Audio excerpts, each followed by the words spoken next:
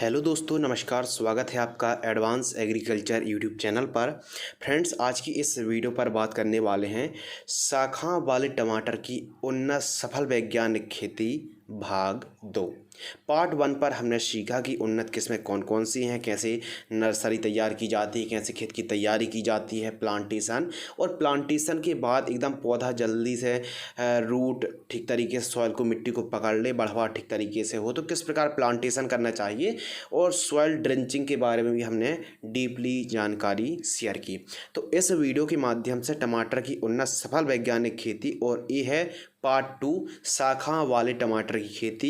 इस पर हम इस वीडियो के माध्यम से स्प्रे का संपूर्ण शेड्यूल और खाद का संपूर्ण शेड्यूल के साथ साथ बात करेंगे। एक एकड़ से कितना उत्पादन आप निकाल सकते हैं, कितनी उपज प्राप्त होती है, साथ ही लागत के बारे में बात करेंगे, मुनाफा के बारे में बात करेंगे, और जो खरपतवार की समस्या आती है तो खरपतवार भी आप कैसे कंट्रोल और रोकथाम कर सकते हैं। तो संपूर्ण जानकारी के लिए इस वीडियो पर बने रहिए। चलिए शुरू करते हैं। यदि आप चैनल पर पहली बार आए हैं तो चैनल को सब्सक्राइब जरूर कर लीजिए ताकि आपको कृषि कार्य से जुड़ी जानकारी इसी प्रकार मिलती रहे। तो चलिए शुरू करते हैं।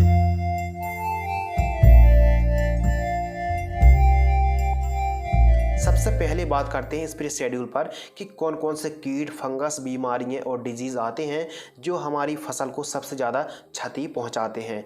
तो लीफ माइनर, मकड़ी, सफ़ेद मक्खी, late blight, early blight, thrips, aphid jassid, fruit borer, इसके साथ ही सेमी लूपर्स, फ्रूट फ्लाई यानी फल मक्खी का प्रकोप देखने के लिए मिलता है। नेमेटोड्स की समस्या आती है यानी सूत्रकृमि की समस्या आती है। बैक्टीरिया विल्ट की समस्या भी आती है यानी एकदम हमारा जो टमाटर का पौधा होता है हरा भरा फलता फूलता सूख जाता है, यानी बैक्टीरिया विल्ट की आप रोकथाम कैसे कर सकते हैं।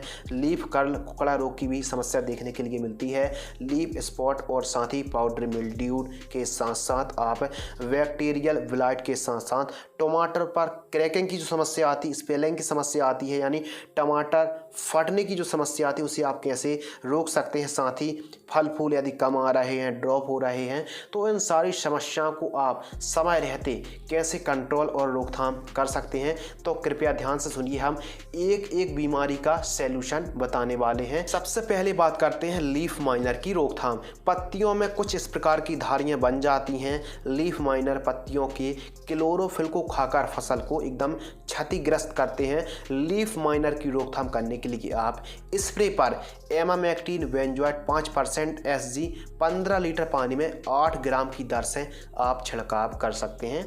इसके अलावा आप चाहें तो बोलियम फ्लेक्सी इंसेक्टिसाइड की ड्रेंचिंग भी कर सकते हैं। सबसे पावरफुल और सबसे बढ़िया रिजल्ट के लिए 150 से 200 ml 200 लीटर पानी में घोल करके आप जड़ों के पास ड्रेंचिंग कर दीजिए। लीफ माइनर की समस्या खत्म हो जाएगी। अगले टॉपिक के ऊपर बात करते हैं मकड़ी की रोकथाम यानी माइट्स कंट्रोल।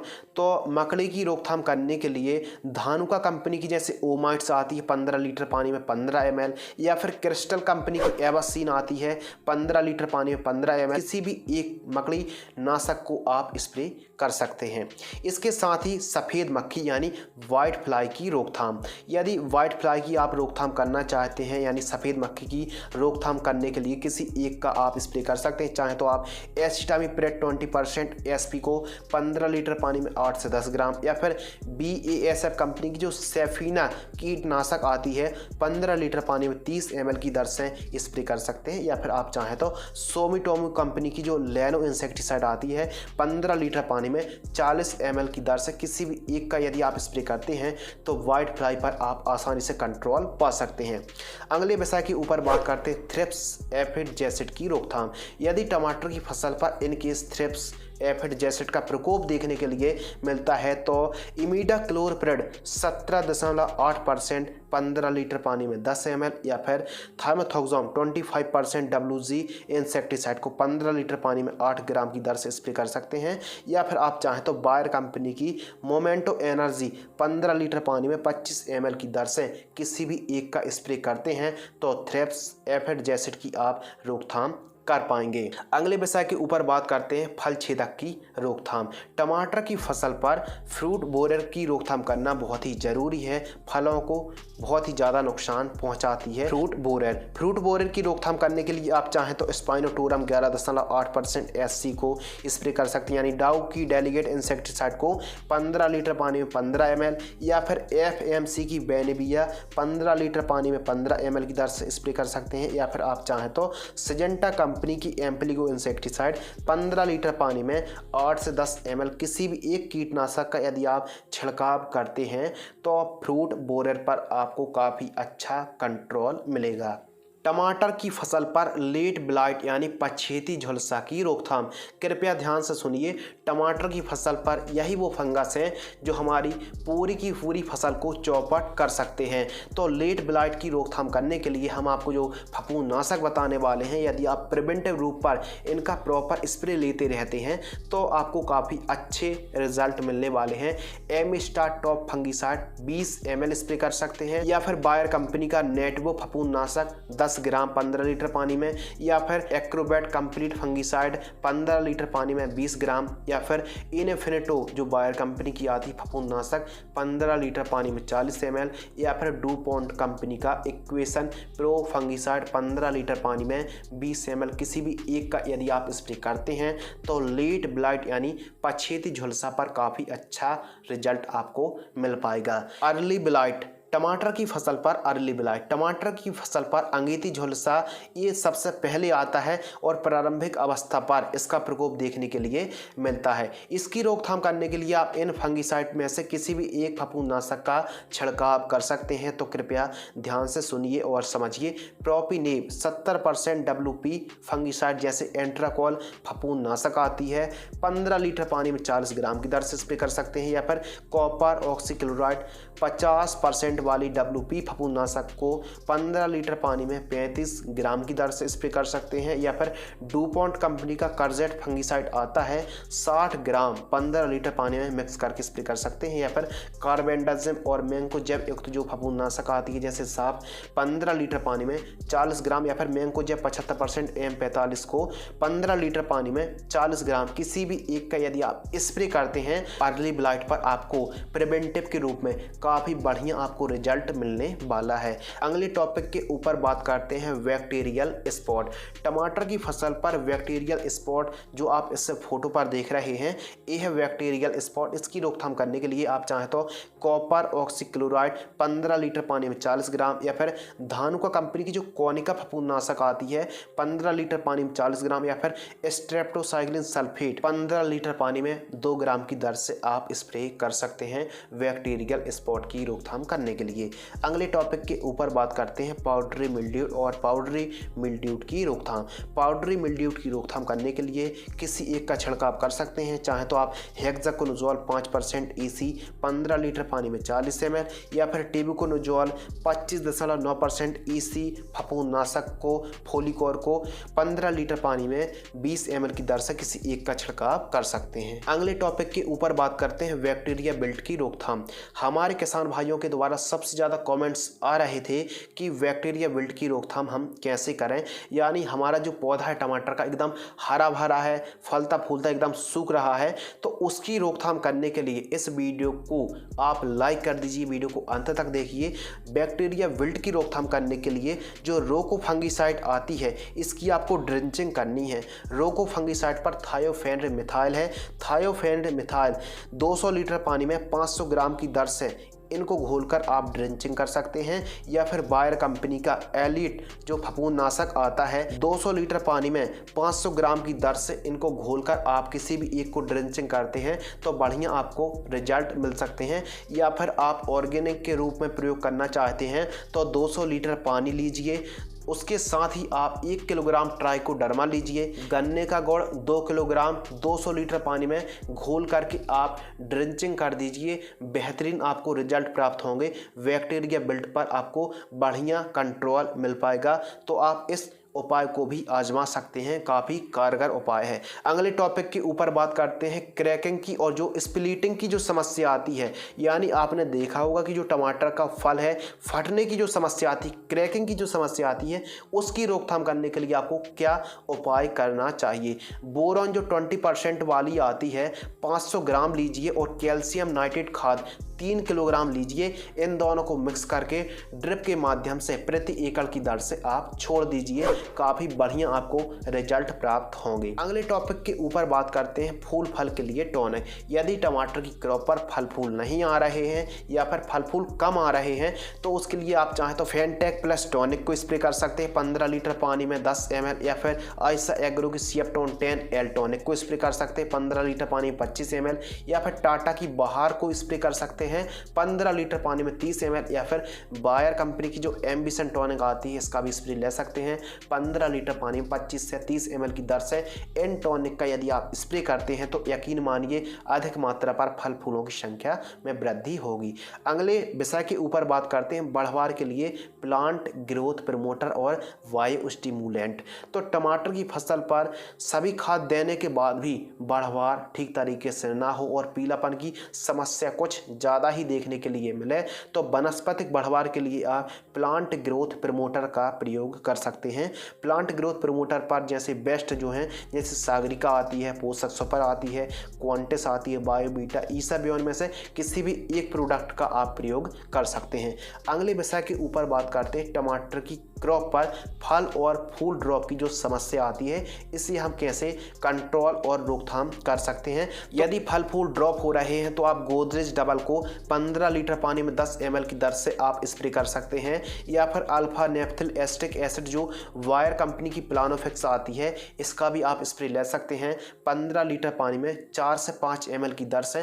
प्लानोफिक्स या फिर गोदरेज डबल किसी एक का प्रयोग आप कर सकते हैं। कब करना है? जब फल फूल ड्रॉप हो रहे हो उस समय आप किसी भी एक प्लांट ग्रोथ रेगुलेटर का छिड़काव कर सकते हैं। किसान भाइयों बात करते हैं खाद का शेड्यूल यानी फर्टिगेशन शेड्यूल, और जो हम आपको खाद का शेड्यूल बताने वाले हैं A to Z संपूर्ण शेड्यूल शेयर करने वाले हैं, तो प्लीज़ इस वीडियो पर बने रहिए। तो सबसे पहले बात करते हैं टमाटर की फसल ट्रांसप्लांट से लेकर, यानी ट्रांसप्लांट आपने किया उस दिन से लेकर लगभग 45 दिनों तक जो वनस्पतिक स्टेज होती है, यानी आपने ट्रांसप्लांट किया है तो 10वें दिन से ही लेकर 45 दिनों तक आपको वनस्पतिक स्टेज पर NPK 19-19-19 घुलनशील खाद, NPK 12-61-0, 17-44-0 घुलनशील खादों को और बीच बीच में माइक्रो न्यूट्रिएंट फर्टिलाइजर्स को बीच बीच में 2 से 3 दिनों के अंतराल पर 2 किलोग्राम की दर से आप ड्रिप पर इन खादों को छोड़ सकते हैं बदल बदल कर। एक दिन जैसे 19-19 का प्रयोग किया, फिर 2 से 3 दिनों का अंतराल रखें, 12-61 का प्रयोग कर सकते हैं 2 से 3 किलोग्राम। तो ट्रांसप्लांट से लेकर 45 दिनों तक आप 19-19-19, 12-61-0, 17-44 और माइक्रो न्यूट्रिएंट फर्टिलाइजर्स का प्रयोग आप कर सकते हैं। इसके अलावा टमाटर की फसल फ्लावरिंग स्टेज पर होती है, फूल की स्टेज पर होती है, तब हमको कौन सी खाद देनी है, कितनी मात्रा पर देनी है और कौन कौन सी खादों का प्रयोग करना है, कृपया ध्यान से सुनिए। जब हमारी टमाटर की फसल फ्लावरिंग स्टेज पर होती है, फूल की अवस्था पर होती है, तो हम NPK 0-52-34 वाटर सेल्युबल खाद और 12-61-0, 17-44-0 और साथ ही सूक्ष्म पोषक तत्व युक्त खादों को 2 से 3 दिनों के अंतराल पर आप 2 से 3 किलोग्राम ड्रिप सिंचाई से आप छोड़ सकते हैं। यानी 2 से 3 दिनों के अंतराल पर 2 से 3 किलोग्राम खादों को आप छोड़ सकते हैं। फ्लावरिंग स्टेज पर फॉस्फोरस युक्त खादों का आपको प्रयोग जरूर करना चाहिए, यानी फ्लावरिंग स्टेज पर सबसे अधिक मात्रा पर फॉस्फोरस की आवश्यकता पड़ती है। तो फॉस्फोरस बेस्ड खादों का यदि आप फ्लावरिंग स्टेज पर प्रयोग करते हैं तो यकीन मानिए फल और फूलों की संख्या अधिक आने वाली है। टमाटर की फसल जब फ्रूटिंग स्टेज पर होती है, फ्रूट सेट करने के लिए और अधिक मात्रा पर फ्रूट आए, उत्पादन अच्छा मिले, तो आप फ्रूटिंग स्टेज पर इन खादों का प्रयोग जरूर करें, जैसे NPK 0-0-50, NPK 13-40-13, NPK 0-52-34, NPK 13-0-45, magnesium sulphate, ammonium sulphate, humic acid. इसके अलावा पोटेशियम ह्यूमिक, माइक्रो न्यूट्रिएंट खाद, कैल्शियम नाइट्रेट, बोरॉन 20% वाली, ट्राइकोडर्मा और गन्ने का गुड़ आप छोड़ सकते हैं। तो जो हमने खादों के नाम बताए हैं इनको बदल बदल कर एक साथ आपको प्रयोग नहीं करना है, बदल बदल कर 2 किलोग्राम से लेकर 4 किलोग्राम तक, क्योंकि जब पौधा छोटा होता है तो कम न्यूट्रिएंट कम भोजन की आवश्यकता पड़ती है, तो 1-2 किलोग्राम खादों को आप छोड़ सकते हैं। लेकिन जैसे जैसे पौधा बड़ा होता जाता है, अधिक न्यूट्रिएंट अधिक भोजन की आवश्यकता पड़ती है, तो आप उसी हिसाब से जो क्वांटिटी है खाद का डोज है उसको बढ़ाते जाइए। जब फ्रूटिंग स्टेज पर टमाटर की क्रॉप होती है तो लगभग 3 से 4 किलोग्राम और 5 किलोग्राम तक आप खाद को छोड़ सकते हैं।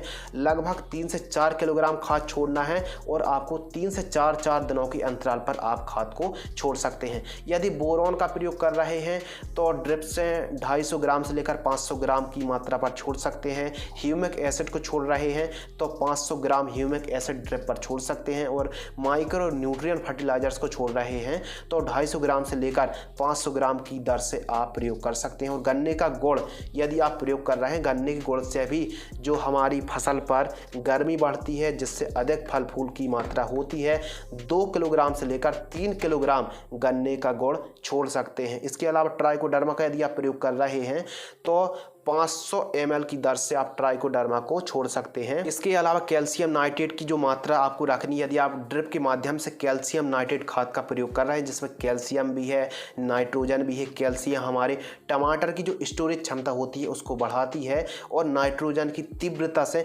पूर्ति करती है, जिससे हमारी टमाटर की क्रॉप तीव्र गति से हरी भरी हो जाती है। कैल्शियम नाइट्रेट का जो डोज है 2 किलोग्राम से लेकर 4 किलोग्राम तक आप छोड़ सकते हैं। और जो हमने एनपीके की ग्रेड बताई हैं, आप एनपीके घुलनशील खाद को 2 किलोग्राम से लेकर 4 किलोग्राम आवश्यकता अनुसार टमाटर की फसलों पर पोषक तत्वों की पूर्ति करते हैं, तो यकीन मानिए आपकी टमाटर की फसल पर अधिक फल फूल भी लगेंगे, अधिक मात्रा पर उत्पादन प्राप्त हो सकता है। तो इस प्रकार आपको जो फर्टिगेशन शेड्यूल है, इस प्रकार आपको 4-4, 5-5 दिनों के अंतराल पर आपको आवश्यकता अनुसार ही फर्टिगेशन शेड्यूल चलाना चाहिए। एक जरूरी सूचना, ज़्यादा मात्रा में नाइट्रोजन का प्रयोग नहीं करना चाहिए और फूल की अवस्था में हैवी टेक्निकल बेस कीटनाशक का यदि आप स्प्रे करते हैं तो जो फ्लावर ड्रॉप की समस्या आती है, फल फूल ड्रॉप भी हो सकते हैं।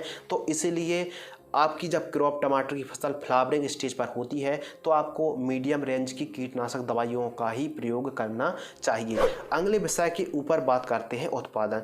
तो टमाटर का जो प्रोडक्शन वैरायटी और मिट्टी के साथ साथ सुरक्षा, देखभाल और रोग ब्लाइट जैसी बीमारियों से फसल को यदि आप प्रोटेक्ट करके रख पाते हैं तभी आपको एक अच्छा उत्पादन, एक अच्छी उपज निकाल सकते हैं। आप 1 एकड़ से 50 से 60 टन टमाटर का उत्पादन निकाल सकते हैं। मुनाफा के ऊपर बात करें तो जो बेनिफिट है, आप 5 लाख रुपए से लेकर 6 लाख रुपए तक 1 एकड़ से कमा सकते हैं। और जो आपने अभी रिसेंटली रेट देखा टमाटर का, काफ़ी अच्छा बिका है। 1 कैरेट लगभग 1500 से 1600 रुपये तक की कैरेट बिकी है। तो आइए थोड़ा सा कैलकुलेशन देखते हैं। यदि मान लीजिए 20 रुपये केजी का ही रेट टमाटर का मिल जाता है और 50 टन का यदि कैलकुलेशन निकाला जाए, यानी 500 क्विंटल इंटू 2000, तो लगभग 10 लाख रुपए के आसपास 1 एकड़ से, और लगभग आप 1 एकड़ से बड़े ही आसानी से 5 लाख रुपए से लेकर 6 लाख रुपए कमा सकते हैं। लेकिन पूरा का पूरा जो मुनाफा डिपेंड करता है वो रेट पर करता है। यदि रेट अच्छा रहता है तो आपको काफ़ी अच्छा रेट मिल सकता है, और यदि रेट घटता है तो जो आपको आमदनी है वो घट भी सकती है। लागत की बात करें, कॉस्ट की बात करें तो 1 एकड़ पर जो खर्च आने वाला है, ड्रिप की बात करें, चाहे बांस के टुकड़ों की बात करें, लेबर चार्ज, स्प्रे शेड्यूल, खाद के शेड्यूल, संपूर्ण जो भाड़ा है, संपूर्ण यदि कैलकुलेशन देखा जाए तो 1.5 लाख रुपए से लेकर 2 लाख रुपए के आसपास आपको 1 एकड़ की जो कॉस्ट आने वाली है। और यदि आप 20 रुपये केजी का ही रेट मिल जाता है और 50 टन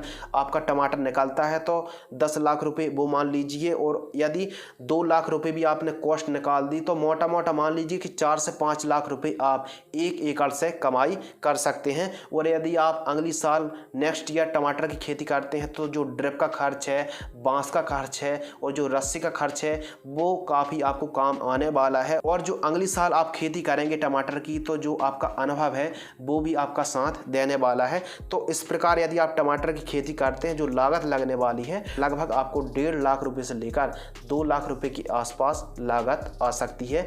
लाइफ साइकिल के ऊपर बात करते हैं कि टमाटर की फसल यदि आप शाखाओं वाले टमाटर की खेती बंधाई करते हैं ठीक तरीके से समय समय पर लेट ब्लाइट, अर्ली ब्लाइट, बीमारी, डिजीज़ के प्रॉपर स्प्रे लेते रहते हैं तो जो क्रॉप है टमाटर की लगभग 8 से 9 महीने के आसपास चलती है, जो कि हमारे किसान भाइयों को एक अच्छा मुनाफा दे सकती है। अगले टॉपिक के ऊपर बात करते हैं जो सबसे ज़्यादा इम्पोर्टेंट के साथ साथ महत्वपूर्ण भी है। खेत में साफ सफाई होना बहुत ही ज़रूरी है। खरपतवार की रोकथाम, दोनों वेड़ों के बीच में मजदूरों की सहायता से साफ सफाई कराते रहना चाहिए। जो खरपतवार है एकदम खरपतवार मुक्त खेत रहना चाहिए, साफ सफाई बनी रहना चाहिए। यदि आप मजदूरों की सहायता से खरपतवार को बाहर नहीं करा पाते हैं तो रासायनिक तरीके से भी आप खरपतवार को नियंत्रण और कंट्रोल कर सकते हैं। ग्लाइफोसेट जो 41% आती है 1 लीटर 200 लीटर पानी में घोल करके दोनों वेड़ों के बीच में कुछ इस प्रकार सावधानी पूर्वक आप स्प्रे ले सकते हैं। लेकिन ध्यान रखें पत्तों पर या फिर जो हमारी टमाटर की फसल है उस पर ग्लाइफोसेट खरपतवार नाशक नहीं पड़नी चाहिए। तो इस प्रकार भी आप खरपतवार की रोकथाम कर सकते हैं। विधि कोई सी भी हो आपको एक बात जरूर याद रखना है कि खेत पर साफ सफाई बनी रहनी चाहिए। टमाटर की फर्स्ट हार्वेस्टिंग, टमाटर की पहली तोड़ाई हमको लगभग 55 से 60 दिनों पर पहली तोड़ाई के लिए टमाटर एकदम तैयार हो जाता है। तो फ्रेंड्स आज की इस वीडियो पर हमने टमाटर की उन्नत सफल वैज्ञानिक खेती की संपूर्ण जानकारी शेयर की और जो हमने आपको जानकारी शेयर की वो सारी की सारी प्रति एकड़ की दर से ही जानकारी शेयर की। तो मिलते हैं इसी प्रकार की कुछ और नॉलेजेबल, इंटरेस्टिंग और इन्फॉर्मेटिव जानकारी के साथ। तब तक के लिए जय हिंद, वंदे मातरम, नमस्कार।